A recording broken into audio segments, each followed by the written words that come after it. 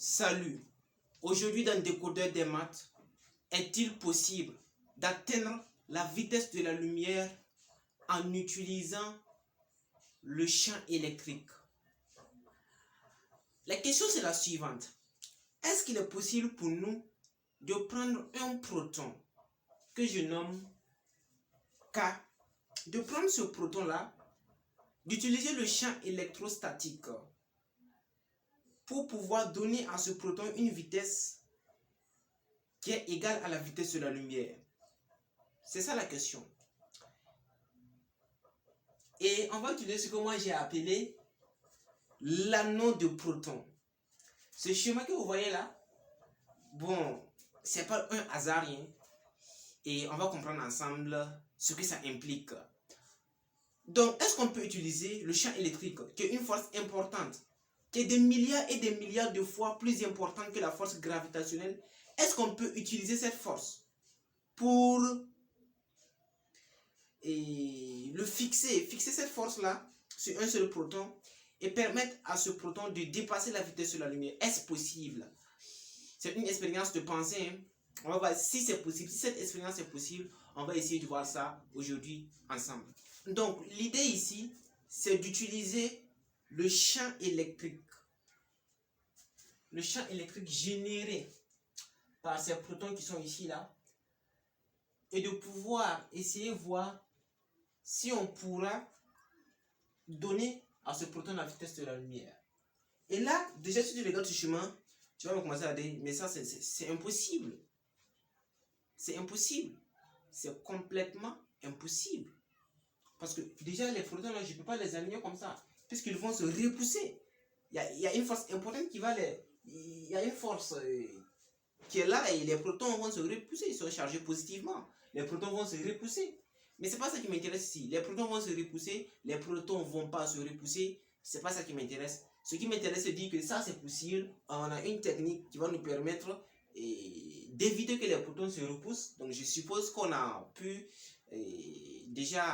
on a déjà cette technique-là qui va nous permettre d'éviter la répulsion. Et donc, tu comprends maintenant que c'est possible, puisqu'on a évité la répulsion. Et chaque proton que tu vas prendre ici va générer un champ électrique. Donc, je vais représenter ce champ électrique. On a le champ électrique ici qui va passer comme ça.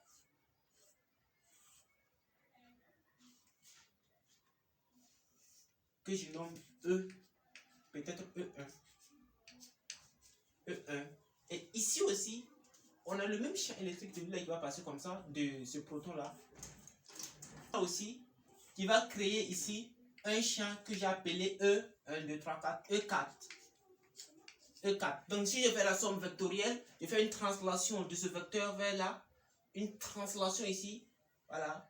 Je vais avoir un vecteur résultant que j'ai appelé E1 plus E4.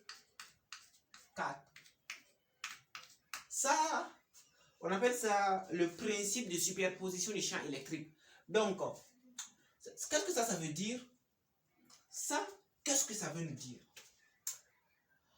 Ça veut nous dire que tous ces protons-là vont générer un champ électrique qui va passer au niveau de ce proton-ci. Voilà. Voilà. Donc, et à chaque fois, je peux prendre un couple de vecteurs et faire la somme vectorielle. Voilà, une translation et j'obtiens un vecteur, un vecteur, un vecteur, un vecteur. Donc, l'idée ici, c'est d'essayer de déterminer le nombre de protons ici qu'il nous faut pour pouvoir donner à ce proton-ci la vitesse de la lumière. On va voir si c'est possible. On pourra donner à ce proton la vitesse de la lumière, ou c'est impossible. On ne pourra pas donner à ce proton la vitesse de la lumière. Donc, pour cela, je vais étudier ce qu'on appelle le principe de superposition du champ électrique. Donc, je vais dire que quoi? J'ai appelé ce proton K. Le proton K subit un champ E, un champ qui vaut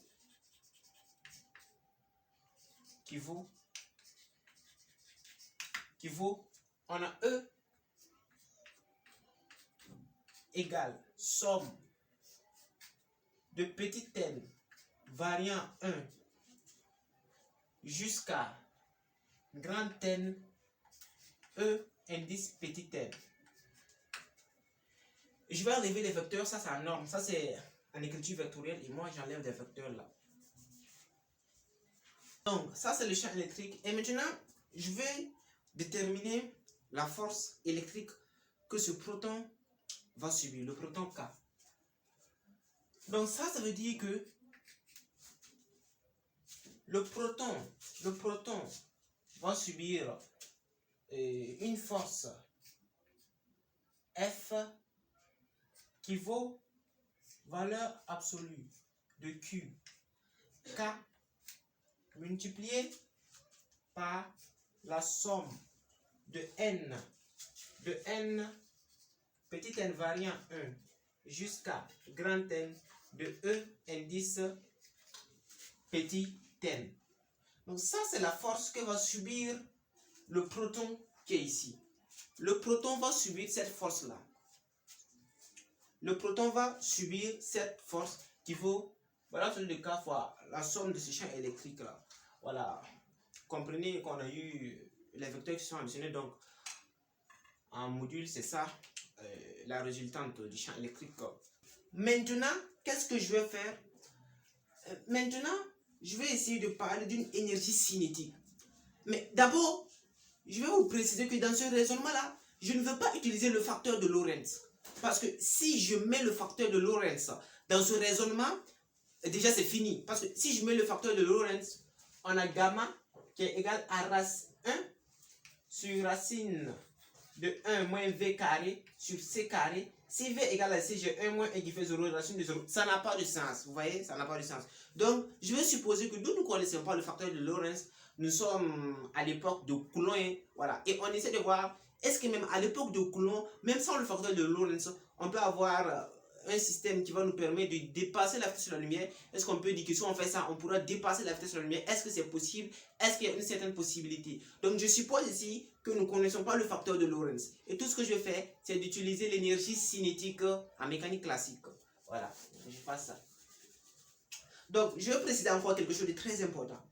Vous voyez ici que on a une sorte de courbure, voilà, une portion de cercle. Ça veut dire qu'on a un certain rayon. Voilà, la distance qui sépare ce proton de ce proton, c'est la même distance qui sépare ce proton de ce proton. C'est la même distance qui sépare ce proton de ce proton.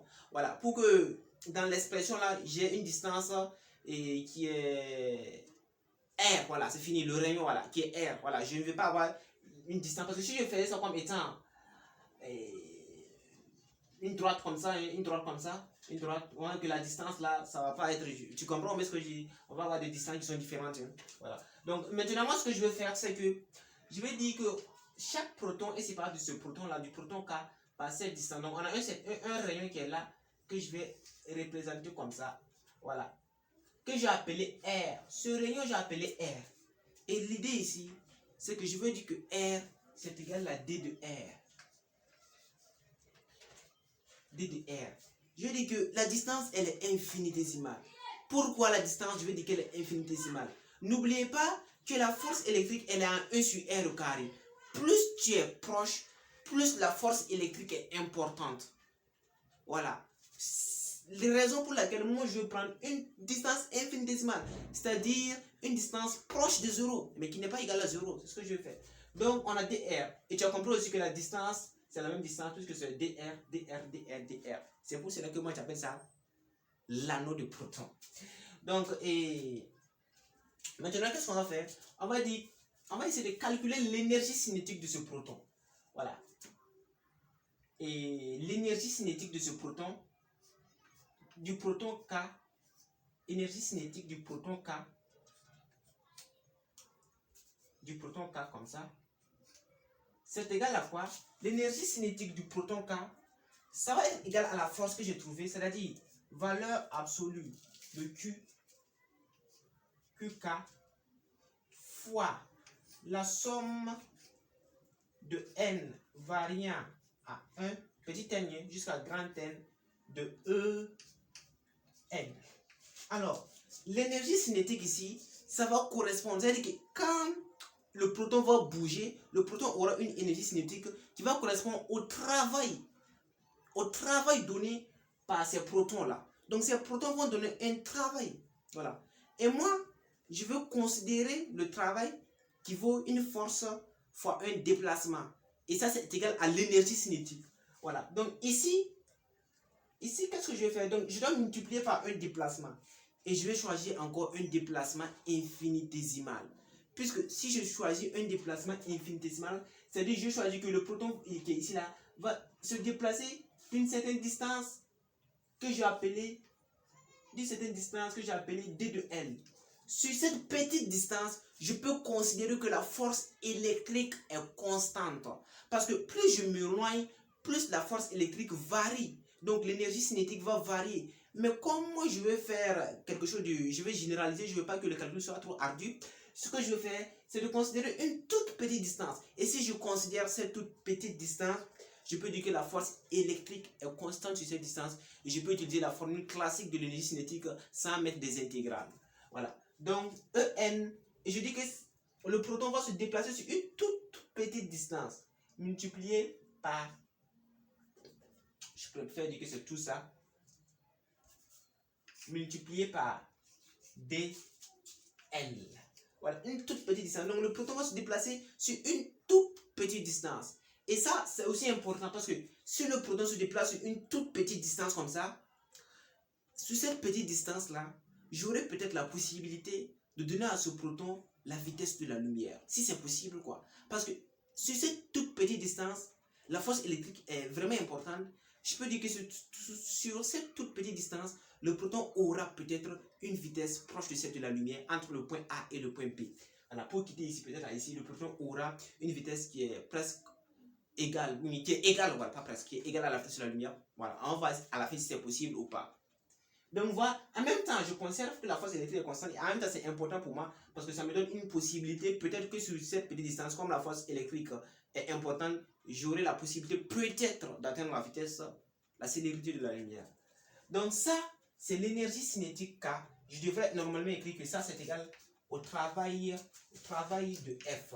C'est-à-dire travail de F, travail de tout ce que ces protons-là vont générer, quoi. Voilà, le travail que ces protons-là vont générer.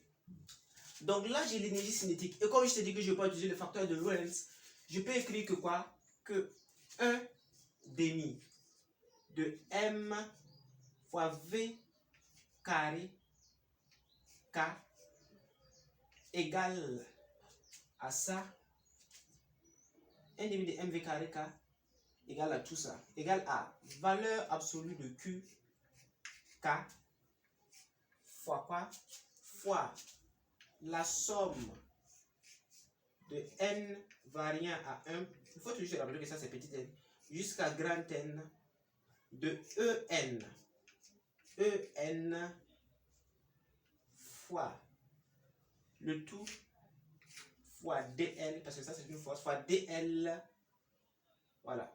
Ça, c'est l'énergie cinétique. Bon, j'ai égalisé, j'ai mis. Et moi, ce que je veux, c'est VK. C'est VK. Donc ici, à partir de là, je peux essayer de tirer VK en disant que quoi?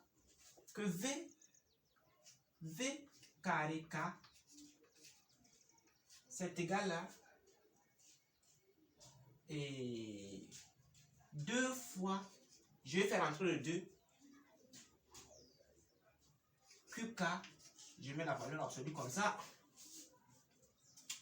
fois la somme de n variant à 1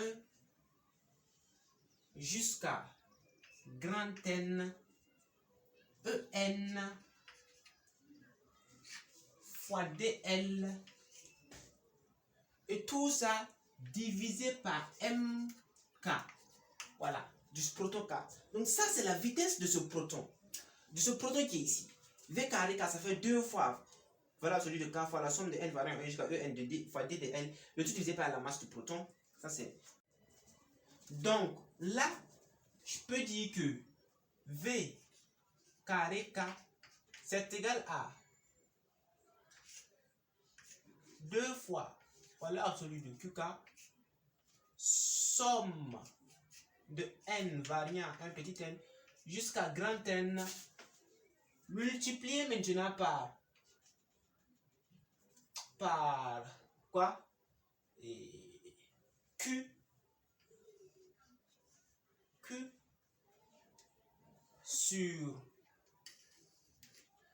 je dis ce Q, ce sont donc je mets QN ici, ou du moins je mets pas QN, je mets tout simplement Q. Ce Q là, ça veut dire que c'est la charge de ces protons qui vont créer le champ électrique. Les protons de ces protons là qui vont créer le champ électrique. Donc Q sur 4 pi epsilon 0, et comme la distance initiale, je t'avais dit que c'est dr, multiplié par dr carré, n'est-ce pas? Et le tout, donc le tout, je mets un indice n ici, voilà, fois d de L diviser le tout par mk, la masse du proton qui subit la force. Voilà, ça c'est le carré de la vitesse. Ça c'est le carré de la vitesse. C'est le carré de la vitesse que je veux. Et maintenant ici même je peux changer de clôture. Vous voyez? Ici j'ai une somme. Imaginez je prends grand N égale à 10. Si je prends grand N égale à 10, je vais faire ça. Plus ça, plus ça, plus ça, 10 fois. Donc je peux mettre ça en facteur. Je peux faire sortir tout simplement la constante. Voilà, et garder le N que je vais mettre ici. Donc je peux écrire que V carré K, c'est égal à 2 fois Q au carré plus que QK, c'est égal à Q. Quand je vais faire sortir, je vais avoir 2 fois QK avec Q. Donc 2Q carré. Parce que QK c'est égal à Q. Et je vais avoir 2 fois QK fois Q. Donc 2Q carré sur 4 pi epsilon 0 dr au carré multiplié par la somme de n variant à 1 jusqu'à grand N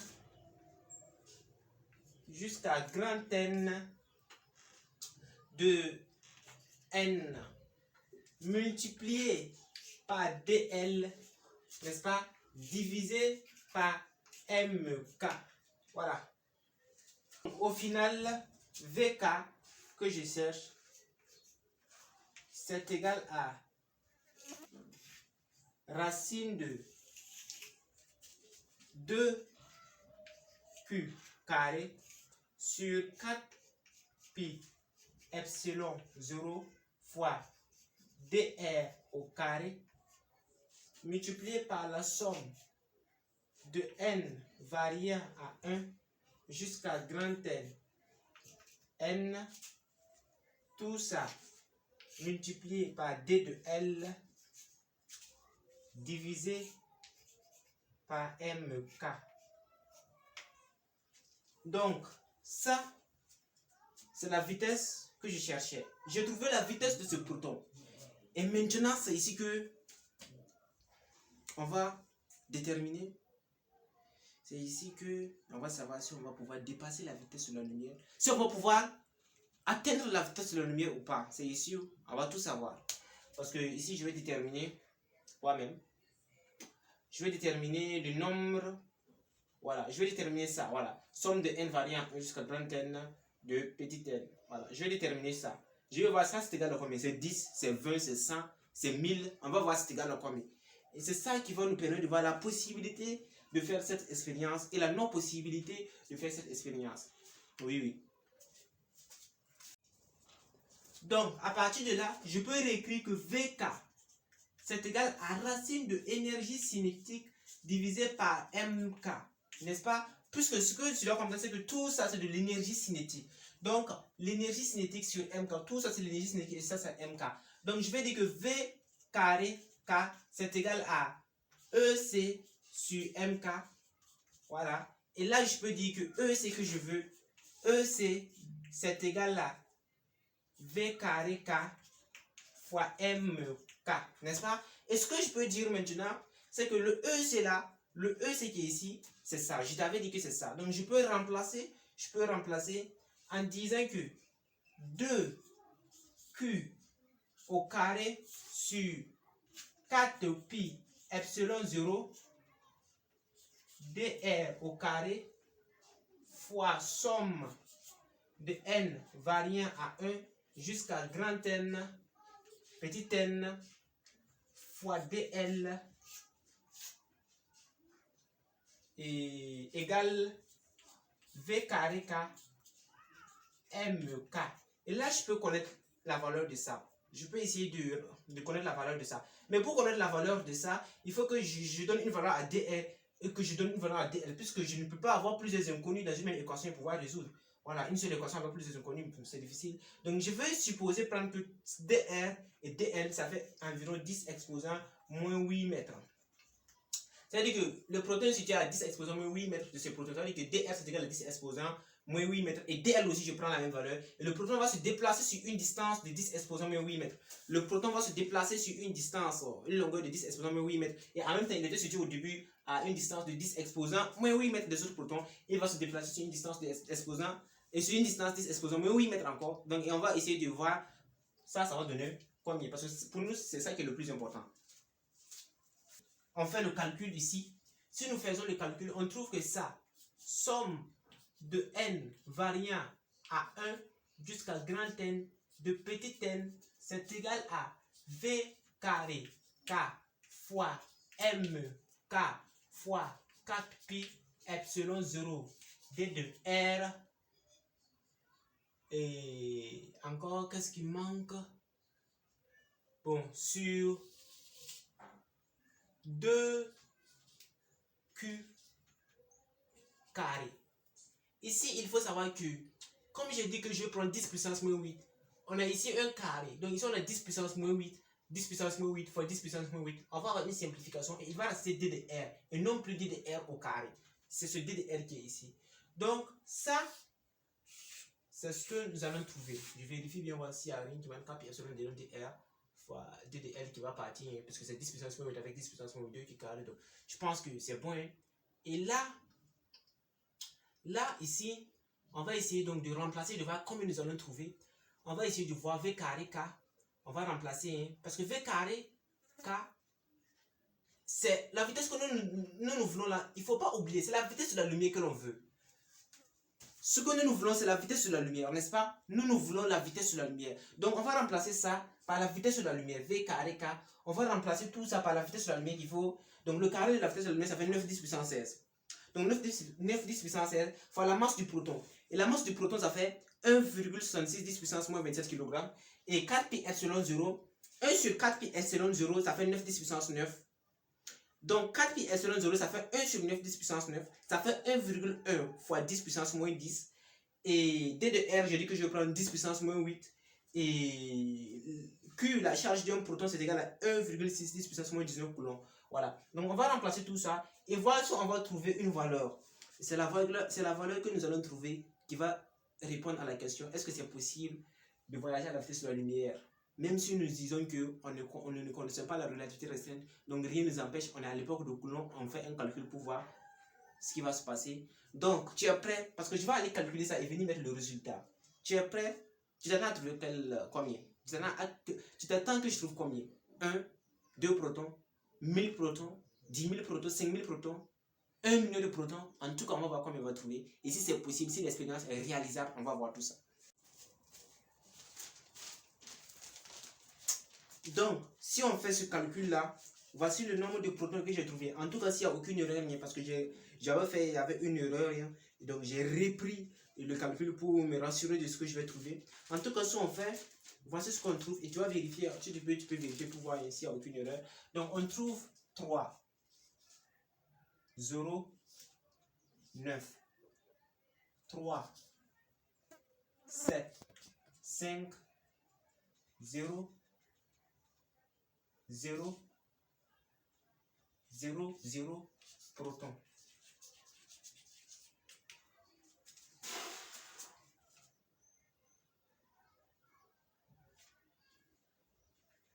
La question maintenant c'est: on a combien?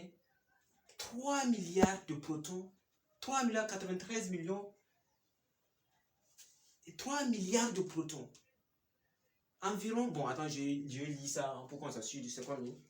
on a 3 milliards 93 millions 750 000 protons. Tiens, c'est pas un jeu. 3 milliards de protons qu'on doit fabriquer l'anneau de protons avec. 3 milliards de protons qui doivent se fixer sur un seul proton. 3 milliards de protons qui doivent se fixer sur un seul proton.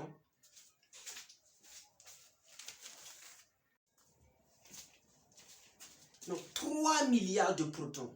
Je répète encore. 3 milliards 93 millions 750 000 protons. C'est-à-dire que ce que je veux fabriquer là, je dois faire une portion de cercle qui va contenir 3 milliards 93 millions 750 000 protons. C'est ce que je dois faire. Et tous ces protons vont générer un champ électrique qui est situé, qui se converge vers un seul proton et vont essayer de le reposer sur une petite distance de L. Donc, si j'arrive à faire ça, le proton va voyager à la vitesse de la lumière. Donc, c'est ce qu'on va dire à l'époque de Coulomb. Si j'arrive à faire ça, si on ne connaît pas la relativité, c'est ce qu'on va dire. Mais le problème, c'est que est-ce qu'on peut pouvoir manipuler 3 milliards de protons? Est-ce possible? 3 milliards de protons. C'est-à-dire qu'on doit avoir 3 milliards de protons. Et si je prends la matière, même pour avoir un proton, c'est pas un jeu. Je dois isoler les électrons, je dois même dépenser de l'énergie. Si c'était 1000 protons, peut-être 1000 protons même, je ne pense pas que c'est possible. Si c'était environ 10 protons, 5 protons, là on peut un peu essayer. Mais ici, 3 milliards de protons, c'est pas un jeu. Là, tu vas me dire, mais à l'échelle de l'infiniment, peut-être 3 milliards de protons, c'est dans 1 gramme de matière, c'est pas beaucoup. Mais c'est vrai que c'est dans 1 gramme de matière, on peut avoir ça. Mais pour les manipuler, pour former ça, pour pouvoir le faire converger à bon, c'est impossible. Bon, moi je vois que c'est impossible. Moi je vois que manipuler 3 milliards de protons pour les converger sur un seul proton, c'est pas un jeu. C'est pas un jeu. Donc je vois que c'est impossible. On ne pourra pas atteindre la vitesse de la lumière. Donc sans introduire le facteur de Lorentz, on s'aperçoit que c'est toujours difficile. On ne peut pas dépasser la vitesse de la lumière, n'en parlons même pas, et on ne peut pas atteindre la vitesse de la lumière, n'en parlons même pas de dépasser cette vitesse. Ici, en tout cas, dans son raisonnement, on est limité. On ne peut pas faire ça. Je ne peux pas manipuler ce nombre de protons. C'est difficile. C'est difficile. On n'a pas cette technologie. C'est difficile. Voilà. Je ne peux pas pouvoir manipuler ce nombre de protons qui est ici. 3 milliards de protons que je dois manipuler pour former tout ça et le schéma va se converger, c'est difficile. D'ailleurs, même les protons vont se repousser ici. Ils vont avoir des répulsions. Comment on va pouvoir, même si on dit qu'on va pouvoir mettre une certaine distance pour contrer cette répulsion, fabriquer un matériau qu'on va mettre ici, tout ça, je ne pense pas que c'est possible. Je pense pas. Donc, je pense que c'est pas possible. Et toi, tu vas me dire ce que tu penses en commentaire. Sinon, moi, je sais que manipuler 3 milliards de protons, c'est même pas possible. Sans le facteur de Lorentz, même, on ne peut pas arriver. Sans le facteur de Lorentz, même, on peut, même en disant qu'on ne va pas prendre le facteur de Lorentz, on arrive toujours à des nombres vraiment... Bon, c'est irréalisable quand on va se dire la vérité. C'est ce que je pense, moi. Et toi aussi, peut-être que tu penses qu'on peut manipuler. Bon, en tout cas, tu vas me dire ce que tu penses en commentaire. Ce que tu penses en commentaire. Et moi, je vais mettre tous les calculs que j'ai fait. Je vais filmer pour mettre tous les calculs que j'ai fait. Et là, tu vas voir, les calculs. Puisque ici, même, il y a des questions à se poser. Parce que ici, peut-être qu'au niveau de cette convergence, il y a des forces. Les forces vont vouloir amener le proton ici, vouloir amener le proton ici. Puisqu'il y a plusieurs questions. Mais moi, j'ai ignoré toutes ces questions. Je voulais tout simplement faire le calcul et voir ce que ça va donner. Si c'était possible, même. Si c'était possible. Donc, on arrive à un nombre. Si c'était 10 protons, on dit, on va trouver des moyens à faire pour mettre les 10 protons, on va faire ça, faire ça. Mais 1 milliard, 3 milliards de protons, même pas 1 milliard, pas 2 milliards, 3 milliards. C'est irréalisable. Donc, à plus pour de nouvelles vidéos. Et je t'ai dit que je vais mettre tout ce que j'ai fait. Voilà le calcul que tu vas pouvoir voir. Donc, à plus pour de nouvelles